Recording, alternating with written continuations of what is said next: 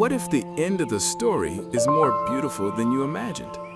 Welcome to HisTime365. Today is day 229, and we're reading Isaiah 65 through 66, where God promises a new beginning, renewed creation, and lasting hope for His people.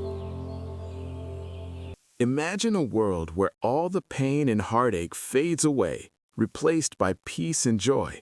That's the powerful vision Isaiah shares in chapters 65 and 66.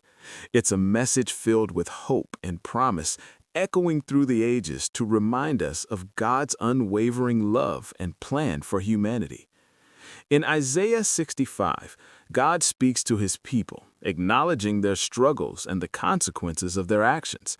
He paints a picture of a future where those who seek Him will find joy and fulfillment. The chapter begins with the Lord declaring, "I am sought of them that ask not for me," Isaiah 65:1. This sets the stage for a beautiful revelation. God is ready to welcome those who turn to Him, no matter where they've been or what they've done. As we read on, we find God expressing His deep sorrow over the disobedience of His people. He describes a situation where those who have chosen to follow their own ways will face the consequences of their choices. But amidst this, a promise shines brightly. God tells us of the new heavens and the new earth that He will create. This is a place where sorrow, tears, and pain will be no more. Imagine a life where you can put aside your worries about work, family, or the pressures of daily life. For instance, consider how often we feel overwhelmed by our jobs. Many of us wake up, head to work, and face a barrage of emails and deadlines. We struggle to find balance, to be present with our families while also meeting the demands of our careers. Isaiah reminds us that even in the chaos, there's a promise of joy and peace ahead. God is preparing a better future for us, where the stress of our daily grind will be replaced with everlasting happiness. In the later verses of Isaiah 65, God contrasts the fate of the faithful with those who turn away from Him. He reassures those who remain steadfast in their faith. "My servants shall eat, but ye shall be hungry." Isaiah 65:13. This is a vivid reminder that our choices matter. In our modern lives, think about how we invest our time and energy. Are we nurturing our relationships, our faith, and our mental well-being? Or are we caught up in the pursuit of fleeting pleasures that leave us feeling empty? As we transition into Isaiah 66, the imagery becomes even more striking. God speaks about the temple He desires, a place not built by human hands, but one where He dwells with His people. "Heaven is my throne, and the earth is my footstool." Isaiah 66:1. What a powerful statement.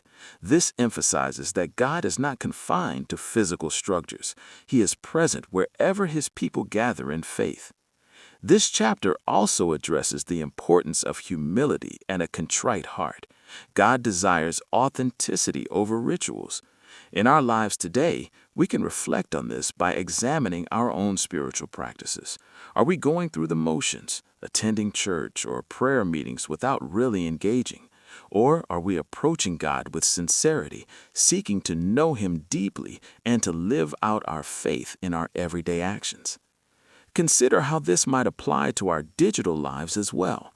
In an age where social media often portrays curated images of happiness and success, it's easy to fall into the trap of comparison. Isaiah's words remind us to focus on what truly matters: our relationship with God, our loved ones, and our personal growth.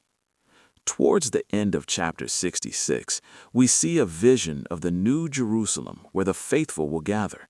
God promises to gather His people from all nations, showing no favoritism. This inclusivity reminds us that God's love knows no boundaries. It challenges us to reflect on how we treat others in our communities. Are we welcoming to those different from us? Are we living out the love and acceptance that God offers to all? In conclusion, Isaiah 65 and 66 offer us a hopeful vision that transcends our present circumstances. They remind us that God is always at work, creating something new and beautiful, and that we have a role in this divine plan. The takeaway is simple yet profound. God is always preparing a better future, so hold on to hope. How do the promises of a new heaven and earth influence your daily life and choices? In what ways can we cultivate a more sincere relationship with God rather than just going through the motions? How can we be more inclusive in our communities, reflecting God's love for all people? Thanks so much for joining me today for HisTime365. Remember, today's reading is Isaiah 65 and 66, so be sure to spend some time with those verses during your quiet time. Tomorrow, we'll be diving into Jeremiah 1 through 4, so feel free to read ahead if you'd like to prepare. If you enjoyed this time together, don't forget to like, subscribe, and tap the bell so that you never miss a day on this journey. I'll see you back right here tomorrow for day 230. Until then, stay encouraged and thank you for giving God His time today.